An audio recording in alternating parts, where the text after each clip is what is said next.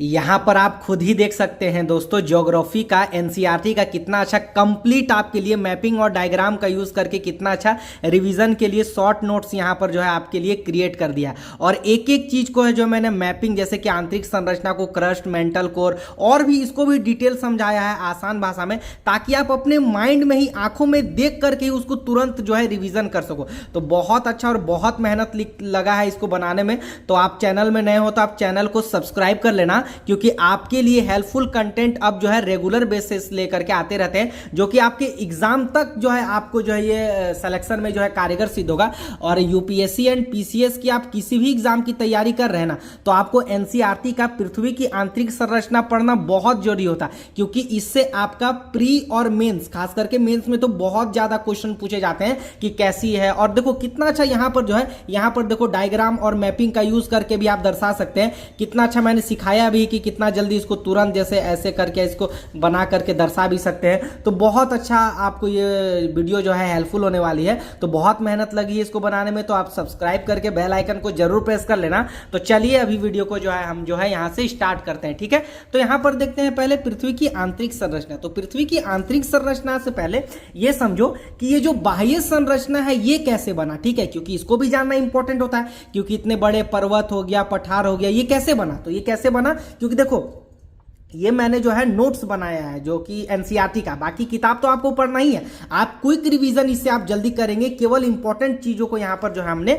रखा है, ठीक है। तो आप समझिए, जैसे पर्वत है, यहाँ पर देखो तो पर्वत कैसे बना, तो चट्टान से बना। चट्टान कैसे बना? लावा से बना। लावा कैसे बना? पृथ्वी के अंदर के संरचना से बना, अंदर से आया। और यही जो है लावा जो है ठंडा होकर के चट्टान बना, तो ये सब बना। अब ये जानना जरूरी है कि इसकी अंदर की संरचना कैसी है, इसको देखो थोड़ा सा, ठीक है। तो यहाँ पर देखो कितना अच्छा बना दिया। तो पहले ये देखो काला वाला जो भाग है इसको क्या बोलते हैं? क्रस्ट बोलते हैं या भूपर्पटी बोलेंगे। फिर उसके नीचे वाला जो लाल वाला भाग है इसको बोलेंगे मेंटल बोलेंगे, और इसके नीचे वाला के भाग को बोलेंगे कोर बोलेंगे, ठीक है। और ये जो गोल वाला आपको एकदम हीट लावा दिख रहा है ये आपका है इनर कोर है, और जो ये आपका पतला परत दिख रहा है ऊपर वाला ये चट्टानों की मोटी परत है। इसमें इसी में ना पाया जाता है, समुद्र हो गया, पेड़ पौधे, जानवर, पर्वत, पठार सब इसी में पाया जाता है, ठीक है, क्रस्ट में। ऐसा नहीं कि पानी इसके अंदर पाया जाता है, तो उसको भी आप याद रखना। और इसको बना भी आप कितना जल्दी सकते हैं, आपको मैं बस बताता भी नहीं हूँ, सिखाता भी हूँ। जैसे यहाँ देखिए, अगर मेंस में पूछ दिया तो जैसे आप एक गोल ऐसे करना है और इसको ऐसे करना है, बस इसको ऐसे करना है, इसको ऐसे करना है, यहाँ गोल करना है, यहाँ बनाना, ऐसे बनाना। तो कितना अच्छा यहाँ से इसको दर्शा सकते हैं। मतलब कुछ मतलब हमको लगा 5 सेकंड भी नहीं लगा बनाने में, तो कितना अच्छा ऐसे बना करके मेंस में मार्क्स भी पा सकते हैं ना। तो हम हेल्पफुल कंटेंट हमेशा लेकर के आते रहते हैं, तो इसीलिए आप सब्सक्राइब जरूर कर लेना। चलो ठीक है, यहां पर देखते हैं ये जो पृथ्वी है ना, यहां पर समझो पृथ्वी में 2 प्रकार की बल लगती है इंपॉर्टेंट। एक बहिर्जात बल जो बाहर से लगता है, जैसे हवा, पानी, जैसे यहाँ चट्टान है भाई, तो ये चट्टान है तो इसमें हवा जो लग रहा है ये भी तो एक बल लग रहा है ना। पानी गिर रहा है नीचे तो ये बल लग रहा है। फिर यहाँ पर जो है धूप या हीट लग रहा है तो वो भी एक प्रकार का बल ही लग रहा है। तो इसी को बोलते हैं जो है बहिर्जात बल, जो कि जो कहाँ लगता है? बाहरी बल चट्टानों की परतों पर लगता है, और इसको बहिर्जात बल यानी एक्सोजेनिक फोर्स जो है इसको हम कहते हैं, ठीक है। उसके बाद अंतर्जात बल, कॉमन सी बात है, जो कि अंदर से लगता है। जैसे कि देखो पृथ्वी के अंदर से जो ये आपका बल लग रहा है चारों ओर, उसको जो है एंडोजेनिक इंग्लिश में भी बोलते हैं, ठीक है। तो याद रखना। अब ये देखो ये बहुत ज्यादा इंपॉर्टेंट है, भूगर्भ की जानकारी। मेंस में दोस्तों हर साल क्वेश्चन पूछा जाता है कि जैसे कि मान के चलो पूछ देगा कि पृथ्वी तक के नीचे जाना पॉसिबल नहीं है, लेकिन हमें उसकी जानकारी कैसे पता चलता है, अनुमान कैसे पता लगता है? तो भूगर्भ की जानकारी से। कैसे? एक प्रत्यक्ष रूप से और एक अप्रत्यक्ष रूप से। प्रत्यक्ष रूप से क्या होता है? डायरेक्ट, जैसे कि ज्वालामुखी जो पृथ्वी के नीचे से डायरेक्ट बाहर आ गया, तो डायरेक्ट हमें पता चल गया ठंडा होकर के, सूख करके, कि कैसा पत्थर है, कैसा इसका घनत्व है, ताप है, हीट है, तो उसकी जानकारी भी पता लग जाता है। पृथ्वी के नीचे से आया है ना डायरेक्ट। उसके बाद एक माइनिंग करके, जैसे कि गोल्ड माइन, जैसे साउथ अफ्रीका में क्या होता है, सोने की खान जो है 3 से 4 किलोमीटर तक नीचे है, तो यहाँ तक भी जो है पता चल जाता है डायरेक्ट जो है माइनिंग करके कि यहाँ कैसा उसमें पाया जाता है, गुण कैसा है, घनत्व बढ़ रहा है या घट रहा है, हीट वगैरह। और एक इंपॉर्टेंट जो है डायरेक्ट सोर्स है डीप ओशन ड्रिलिंग प्रोजेक्ट, जो कि 12 किलोमीटर तक अभी जो है हाईएस्ट जो है किया गया है समुद्र के नीचे। कहां? कोला, तो आर्कटिक महासागर में। ये प्रीलिम्स में आपसे पूछ भी सकता है, ठीक है। और ये पूरा एनसीईआरटी का है और पूरा 6 to 12 इसमें डिस्कस किए हैं आपके जो है पृथ्वी की आंतरिक संरचना। तो एक ही टॉपिक में एक ही वीडियो में देखिए आपको कितना अच्छा कवर करा रहे हैं। तो आप प्लीज जो है सब्सक्राइब कर लीजिएगा, क्योंकि उसी से मोटिवेशन वगैरह भी मुझे जो है मिलता है। फिर देखिए अप्रत्यक्ष जानकारी, ये बहुत ज्यादा इंपॉर्टेंट है, मतलब बहुत ज्यादा इंपॉर्टेंट। इससे बहुत ज्यादा चांस रहे कि आपके यूपीएससी के प्री और मेंस में क्वेश्चन आएंगे, खास करके मेंस में।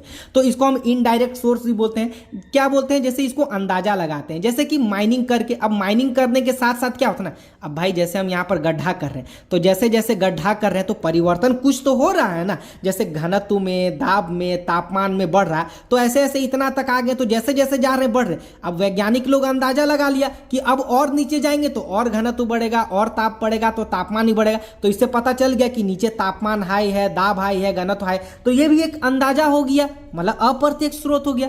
फिर यहां पर आते हैं, एक बहुत ज्यादा इंपॉर्टेंट है कि अप्रत्यक्ष जानकारी के और एक अन्य स्रोत है उल्का पिंड। जो बाहर से उल्का पिंड पृथ्वी में आता है, जैसे कि अध्ययन के लिए ये प्लेनेट का जो है अनुमान लगाते हैं। जैसे कि एक उल्का पिंड पृथ्वी पर आकर के गिरा, तो हम इसको चेक करते हैं कि भाई इसमें कैसा जो है समानता पाया गया है हमारे पृथ्वी के पत्थर से। तो उससे भी अंदाजा लगा लेते हैं कि जब हमारे पृथ्वी में ये है तो ये क्यों है, इसमें ये गैस है, ये हवा है। तो उससे भी पता लगा लेते हैं कि ये दूसरा पृथ्वी का, तो उसमें भी ऐसा ऐसा समानता पाया जाता होगा। जैसे कि यहाँ पर लिख दिया पृथ्वी का भाग नहीं है ये, लेकिन कुछ समान जो पृथ्वी में भी पाया जाता, तो उससे भी जानकारी पता चल जाता है। अब ये देखो बहुत ज्यादा इंपॉर्टेंट है चुंबकीय क्षेत्र। देखो यार, पता है खास करके भौतिक भूगोल के सिद्धांत से नोट्स बनाना ना बहुत डिफिकल्ट होता है।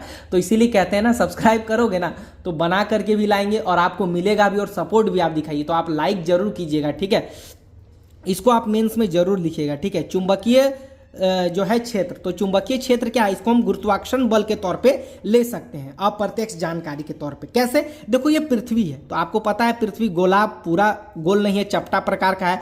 तो यहां पर देखो, अगर भाई यहां से अगर देखो, पहले यहां समझो कि ये ध्रुव है। ध्रुव में क्या होता है, ध्रुवों पर गुरुत्वाकर्षण का मान जो है वो अधिक होता है, और जो है भूमध्य रेखा पर जो है गुरुत्वाकर्षण का मान कम होता है। अब कम क्यों होता है, कम क्यों, ज्यादा क्यों होता है, कम क्यों होता है, इसको यहां से समझो, बहुत ज्यादा इंपॉर्टेंट है। देखो मान के चलो यहां से क्या लग रहा है, गुरुत्वाकर्षण फोर्स लग रहा है, यहां से ऐसे ऐसे करके खींच रहा है, ठीक है, ऐसे ऐसे करके नीचे खींच रहा है।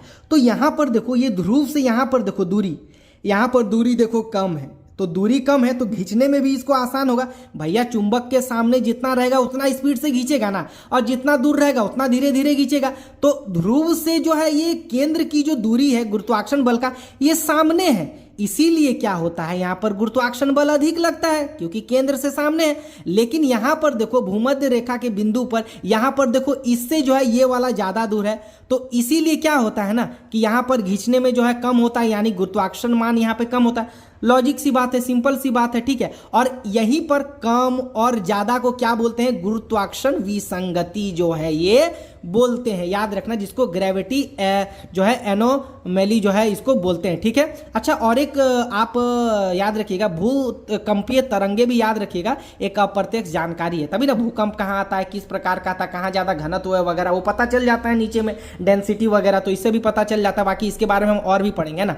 बहुत ज्यादा इंपॉर्टेंट ये एनसीईआरटी का पार्ट है, इसको आप याद रखिएगा, क्योंकि देखिए एक एक एनसीईआरटी के इंपॉर्टेंट टॉपिक को आपके सामने रख दिया है ताकि आपको किताब में ज्यादा भटकना ना पड़े, ठीक है। यहां पर देखिए गुरुत्व का मान जो है पदार्थ के द्रव्यमान के अनुसार जो है वो क्या होता है, बदलता है। यानी कि गुरुत्व का पदार्थ का द्रव्यमान जैसा होगा वैसा जो है गुरुत्व का भी मान होगा। इसीलिए ना पृथ्वी के अंदर कोई भी चीज एक जैसी नहीं है भाई, सब जगह गुरुत्वाकर्षण का बल अलग है, इसीलिए ना अलग अलग जहां अलग अलग पदार्थ तत्व पाए जाते हैं। ये भी एक अप्रत्यक्ष जानकारी का स्रोत है। तो कितना मैंने आपको जो है प्रत्यक्ष और अप्रत्यक्ष जानकारी का मैंने आपको यहाँ पे स्रोत बता दिया।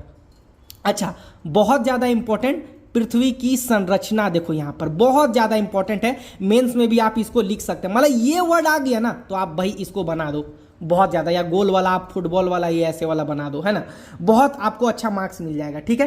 फिर यहां पर देखते हैं जैसे कि क्या पाया जाता है, पहले तो इसको देखो कितने भाग में बांटा गया है। क्रस्ट, जिसको भूपर्पटी भी बोलते हैं, इसको जो है 0 से लेकर के 34 किलोमीटर तक जो है इसको बांटा गया है। फिर 34 किलोमीटर से 2900 किलोमीटर तक आपका मेंटल पाया जाता है।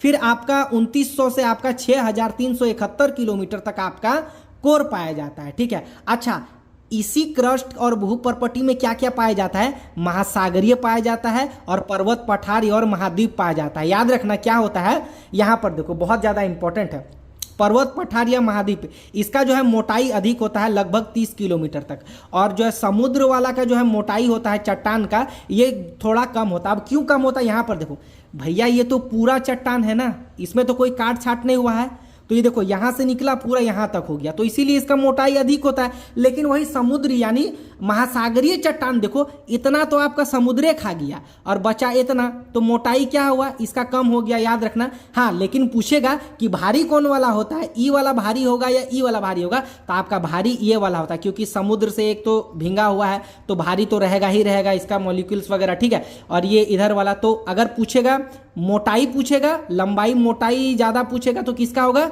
इसका होगा, स्थल मंडल वाला का होगा। और जल मंडल का वाला पूछेगा तो मोटाई कम होगा लेकिन भारी ज्यादा होगा, याद रखना, ठीक है। यहां पर देखो एक एग्जांपल समझो, मान के चलो ये हिमालय पर्वत है, ठीक है, तो जितना ये ऊपर है उतना ही मतलब कि ज़्यादा या उससे मतलब, अब भाई इतना बड़ा हिमालय पर्वत है तो इतना बड़ा ऊपर में ये करने के लिए इसका पिलरवा जो नीचे वाला है वो मजबूत रखना पड़ेगा ना जी। तो यहाँ पर देखिए, यहाँ पर जितना ये ऊपर है तो कुछ कुछ भाग इसका नीचे भी धंसा हुआ है, इसीलिए यहाँ पर लिखा हुआ है कि हिमालय पर्वत के नीचे भूपर्पटी की मोटाई लगभग 70 किलोमीटर तक है। समझो, बाप रे बाप, 70 किलोमीटर तक ये नीचे है, समझो, तभी ना इतना बड़ा हिमालय टिका हुआ है ऊपर में। आप घर बनाते हैं तो आप ये बनाते हैं ना जी, बुनियादी कोड़ते हैं ना, तो ऐसा ही है, मजबूत रहता है। तो इसी प्रकार इतना बड़ा मजबूत के लिए तो 70 किलोमीटर नीचे वो बुनियादी तो रहबे करेगा ना।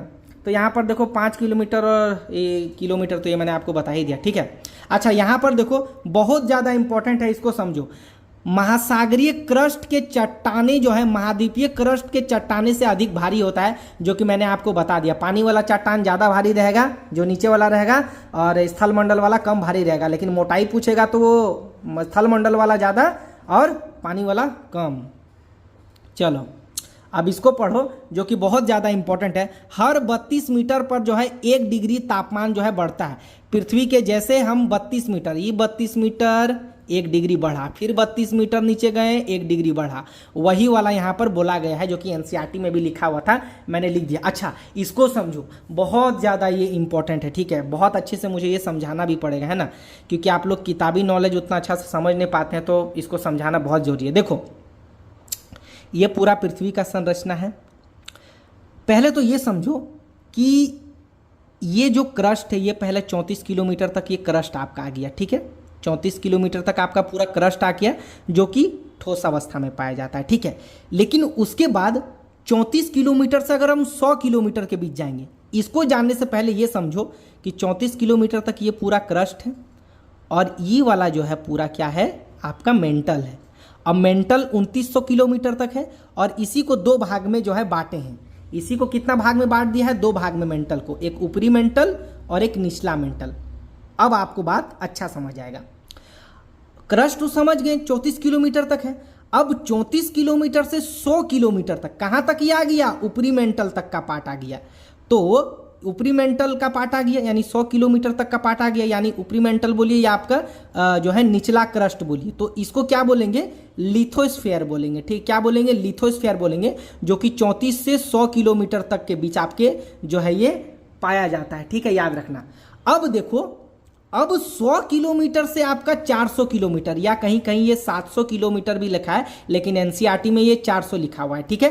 100 किलोमीटर से 400 किलोमीटर के बीच आपका क्या पाया जाएगा, एस्थेनोस्फीयर पाया जाएगा, एस्थेनोस्फीयर, जिसको हम दुर्बलता मंडल भी बोलते हैं। और ये अर्धठोस यानी सेमी सॉलिड प्रकार का ये जो है आपका होता है। और ये कहाँ पाया जाएगा, निचला मेंटल के ऊपर में, और कहाँ पाया जाएगा, ये ऊपरी मेंटल में। निचला मेंटल के ऊपर में, और ये पूरा कहाँ पाया जाएगा, ऊपरी मेंटल में पाया जाएगा, दुर्लभ मंडल, ठीक है। अच्छा, ये अर्धठोस प्रकार का क्यों होता है, अर्धठोस प्रकार का इसीलिए होता है ना, पहला तो देखो यहां से एक तो प्रेशर दाब लग रहा है, और यहां से गर्मी लग रहा है, ठोस आ रहा है, तो ये दोनों मिल करके क्या हो जाता है ना, जब प्रेशर और इधर से गर्मी और इधर से जब प्रेशर मार रहा है, तो ये जो है अर्धठोस प्रकार का हो जाता है। तो आपको पूछेगा दुर्बलता मंडल, तो अर्धठोस प्रकार का कहां पाया जाता है, तो ऊपरी मंडल में पाया जाता है 100 किलोमीटर से 400 किलोमीटर के बीच, एस्थेनोस्फीयर भी इसको बोलते हैं। हो जाएगा माइंड में ये क्लियर, आई होप हो गया होगा, ठीक है। बाकी कहीं कहीं किलोमीटर का वो डिफरेंस होता है तो उतना मायने नहीं रखता है, ठीक है। अर्ध ठोस प्रकार का ये होगा, क्रस्ट ठोस प्रकार का होगा। अब देखो निचला मेंटल को देखो, निचला मेंटल को आप देखो तो निचला मेंटल जो है ये ठोस प्रकार में पाया जाएगा, क्योंकि भाई प्रेशर तो लग रहा है ना, नीचे जाते जाते और प्रेशर लग रहा है, तो ये क्या हो जाता है, निचला मेंटल जो है ये ठोस प्रकार में ये हो जाता है ना। तो यहाँ तक आई होप 2900 किलोमीटर तक ये खत्म हो गया। बाकी हम कोर को भी आगे अब नीचे पढ़ेंगे, तो सब्सक्राइब कर लेना। बहुत सोच समझ कर बहुत अच्छे वे में लिखना पड़ता है। अच्छा, यहाँ पर देखो उच्च तापमान, जो नीचे जो चट्टान होता है वो पिघलता कैसे है, तो वो पिघलता है रेडियो एक्टिव के कारण पिघलता है, जिसको हम क्या बोलते हैं आपको, रेडियो धर्मी, इसको हम रेडियो धर्मी भी बोलते हैं, याद रखना, ठीक है। के कारण जो है आपका उच्च तापमान चट्टान पिघलता है, तो इसी से चट्टान पिघलता है। अब बाहर भूपर्पटी में आता है तो आपका क्या होता है, लावा बन जाता है, ठीक है। अच्छा, यहाँ वाला पार्ट को आप ध्यान रखो, एनसीईआरटी का ये पार्ट है, बहुत इंपॉर्टेंट है। ऊपर वाला जो है ठोस भाग है वो स्थल मंडल कहलाता है, जिसको जो हम लिथोस्फीयर भी बोलते हैं, याद रखिएगा। उसके बाद यहाँ पर देखो महाद्वीपीय क्रस्ट, देखो तो महाद्वीपीय क्रस्ट जो है ये क्या मतलब, ये पर्वत पठार ये चट्टान वगैरह हो गया, ये सियाल हो गया और एल्यूमिनियम से, यानी इसको सियाल बोलते हैं, ठीक है। महाद्वीप, उसके बाद महासागरीय क्रस्ट यानी पानी वाला चट्टान, तो इसमें क्या पाया जाता है, तो इसमें सिलिकॉन पाया जाता है और मैग्नीशियम पाया जाता है, जिसको हम सीमा भी बोलते हैं। भाई ये भूपर्पटी है, क्रस्ट मतलब कि भूपर्पटी, याद रहे भूपर्पटी है ना जी, में आपका पानी है और पठार है, ऐसा मत समझ लेना कि समुद्र जो है धरती के नीचे है, नहीं, आपका भूपर्पटीय में पाया जाता है, ठीक है। चलो अब ये देखो कोर के बारे में थोड़ा सा पढ़ते हैं, बहुत इंपॉर्टेंट है। देखो इधर मेंटल वगैरह, ऊपरी मेंटल, लिथोस्फीयर वगैरह तो सब आपका मैंने क्लियर करवा दिया। अब देखो मेंटल को देखो, सॉरी कोर को देखो, तो कोर आपका ये हो गया, ये वाला पार्ट हो गया, जो कि कितना किलोमीटर तक आपका पाया जाता है, आपको मैंने यहाँ पर बता भी दिया था, कोर को यहाँ पर लिख भी दिया था, जो कि 6371 किलोमीटर तक, ठीक है, के नीचे। अब उसको देखते हैं थोड़ा कोर को, तो इस कोर को देखते हैं। तो कोर को भी देखो दो भाग में बांटा गया है, एक अपर कोर यानी ऊपरी कोर जो कि द्रव अवस्था में होता है, याद रखना, और एक निचला कोर जो ठोस अवस्था में। अरे भाई निचला कोर अब ठोस अवस्था में कहाँ पाया जाएगा, क्योंकि ये है पृथ्वी, आई वाला है कोर। अब सब तरीका से जो है अब इसके अब एकदम नीचे जो है अब इसको बल लग रहा, प्रेशर मार रहा, फोर्स मार रहा, तो इसी फोर्स के कारण जो है ये ठोस हो जाता है। बाकी आपको अब उतना रॉकेटरी या तो आपको उतना हैवी आप साइंस अब नहीं पढ़ना है, क्योंकि आप यूपीएससी के लिए पढ़ रहे हैं। अब वो भूगोल वेदता होते हैं, जो भूगोल शास्त्री होते हैं, वो अब इसका जो है डीपली अध्ययन करते हैं। आपको बस इतना जानना है कि ये केंद्र के नीचे है, प्रेशर पूरा दाब लग रहा है, तो अब ये निचला कोर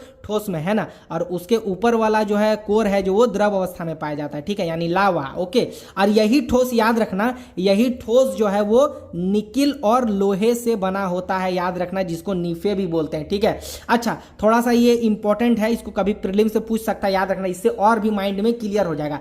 स्थल मंडल जिसको लिथोस्फीयर बोलेंगे, ये क्या कैसे बना होता है, तो ऊपरी क्रस्ट इसमें होगा, निचला क्रस्ट होगा और ऊपरी मेंटल होगा, याद रखना, जो कि ऊपर में बता दिया, जो कि ठोस अवस्था में पाया जाता है। दुर्बलता मंडल, याद रखना, ये ऊपरी मेंटल में पाया जाता है, जो कि 100 से 400 किलोमीटर मैंने आपको बताया भी था, ठीक है। तो ये ऊपरी मेंटल में ये अर्ध ठोस प्रकार में रहेगा। अर्ध ठोस क्यों होता है मैंने आपको बता भी दिया। फिर मध्य मंडल जिसको मेसोस्फीयर बोलेंगे, ये निचला मेंटल होता है, जो कि ठोस अवस्था में पाया जाता है। बेरिस्फीयर एक होता है जो कि ऊपरी कोर और निचला कोर में ये पाया जाता है। बेरिस्फीयर आपका ऊपरी कोर और निचला कोर जो अभी मैंने आपको पढ़ा, ऊपरी कोर जो है तरल अवस्था में और निचला कोर जो है आपका ठोस अवस्था में, मैंने आपको बता दिया। अब ये पढ़ो, बहुत ज़्यादा इंपॉर्टेंट है ये, आपको ना आपके यूपीएससी और स्टेट पीसीएस में भी ये पूछा जाता है, ठीक है। तो इसको थोड़ा सा हमको अच्छे से आपको बताना होगा, ठीक है। देखिए आपका टाइम लेते हैं, लेकिन आपको ना कॉन्सेप्ट क्लियर करवा देते हैं, ठीक है। तो आप सब्सक्राइब कर लीजिएगा, बहुत मेहनत लगता है। बाकी इसके पीडीएफ के लिए आप हमारे टेलीग्राम ग्रुप में ऐड हो ही सकते हैं। अच्छा, अभी ना डिसकंटिन्यूटी को पढ़ेंगे, यानी असंतता को पढ़ेंगे कि क्या होता है, कहाँ पर कौन असंतता पाई जाता है, प्रीलिम्स में भी और मेंस में भी पूछा जाता है। देखो कॉनराड असंतता कहाँ दिख रहा है आपको, तो ये दिख रहा है ऊपरी क्रस्ट और निचला क्रस्ट के बीच में पाया जाता है कॉनराड असंतता, ठीक है। उसके बाद यहाँ देखो मोहोरोविकिक असंतता यानी मोहोरोविकिक डिसकंटिन्यूटी, ये कहाँ दिख रहा है भाई, तो सर ये हमारा दिख रहा है निचला क्रस्ट और ऊपरी मेंटल के बीच, यानी स्थल मंडल और आपका दुर्बल मंडल के बीच। अरे भैया ऊपरी मंडल है ना आपका दुर्बल मंडल है, जो आप अभी हमने ऊपरी मेंटल है ना आपका दुर्बल मंडल है, जो अभी आप हमने पढ़ा। तो ये आपका मोहोरोविक असंतता क्या कहाँ पाया जाएगा, तो स्थल मंडल और दुर्बल मंडल के बीच, यानी ये स्थल मंडल और ये ऊपरी मेंटल जिसको हम दुर्बल मंडल भी बोलते हैं, इसके बीच पाया जाएगा। अच्छा, ये वैज्ञानिक का नाम है ना, तो ये सब अपने जो खोज किए थे उस नाम के अनुसार ये दे दिए थे, ठीक है। फिर उसके बाद यहाँ देखते हैं रेपेटी अशांतता यानी रेपेटी डिसकंटिन्यूटी। तो रेपेटी डिसकंटिन्यूटी कहाँ दिख रहा है भाई? तो ये हमारा दिख रहा है सर ऊपरी मेंटल दिख रहा है और निचला मेंटल दिख रहा है कि बीच में पाया जाएगा, जो कि कंफ्यूज ना हो, मैंने लिख दिया ऊपरी मेंटल और निचला मेंटल के बीच में ये पाया जाता है। उसके बाद यहाँ देखिए सर आपका गुटेनबर्ग आपका अशांतता यानी गुटेनबर्ग डिसकंटिन्यूटी कहाँ पाया जाएगा? तो देखो गौर से कहाँ दिख रहा है? ये निचला मेंटल और ऊपरी मेंटल यानी मेंटल और कोर के बीच, सॉरी गुटेनबर्ग आपका कहाँ दिख रहा है? निचला मेंटल और आपका ऊपरी कोर के बीच दिख रहा है, यानी मेंटल और कोर के बीच में आपका गुटेनबर्ग डिसकंटिन्यूटी पाया जाएगा, याद रखना, ठीक है। इससे क्या देखेंगे? यही देखिए ना जी, निचला मेंटल और ऊपरी कोर यानी मेंटल और कोर के बीच में पाया जाएगा। तो प्रीलिम्स में कभी मत भूलना, और अभी मैं आपके माइंड में सेट भी करवा रहा हूँ। उसके बाद लेहमन अशांतता यानी लेहमन डिसकंटिन्यूटी कहाँ पाया जाएगा? तो ऊपरी कोर और निचले कोर के बीच। ये देखो ऊपरी कोर और नीचे वाले कोर के बीच का जो ये पार्ट है इसको लेहमान अशांतता बोलेंगे। तो कितना अच्छा मैंने ये आपको टॉपिक अच्छा लास्ट में इसको भी पढ़ लो, काहे ले ये छूट जाएगा, क्योंकि ये आपका ना कभी कभी स्टेट पीसीएस और यूपीएससी में भी कभी कभी पूछ देगा। अभी जो बीपीएससी का एग्जाम आएगा पूछने का संभावना है इसको, ठीक है, तो इसको भी अच्छे से पढ़ लीजिए।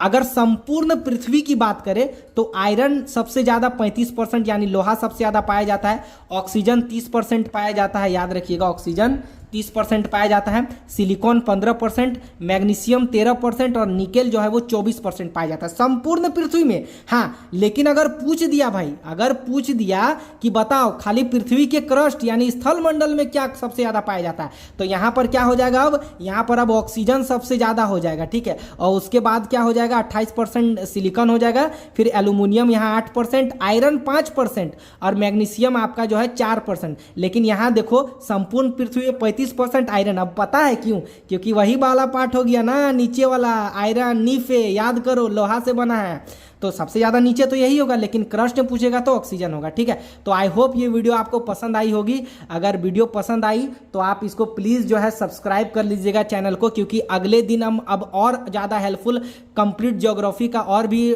टॉपिक जो है लेकर के आते रहेंगे। तो बहुत मेहनत लगा है इसको बनाने में। बाकी नोट्स के लिए आप हमारे टेलीग्राम ग्रुप में ऐड हो सकते हैं, कमेंट सेक्शन में नंबर है, अच्छे से इसको पढ़िए, रिवीजन कीजिए और जल्दी जल्दी जो है अपना टॉपिक क्लियर करिए। बाकी आपके एग्जाम के सिलेक्शन तक आपके साथ हैं, पूरा कवर करवा देंगे आपका, ठीक है। तो चलिए मिलते हैं नेक्स्ट वीडियो, तब तक के लिए आप चैनल को सब्सक्राइब कर लीजिएगा और मिलते हैं नेक्स्ट वीडियो।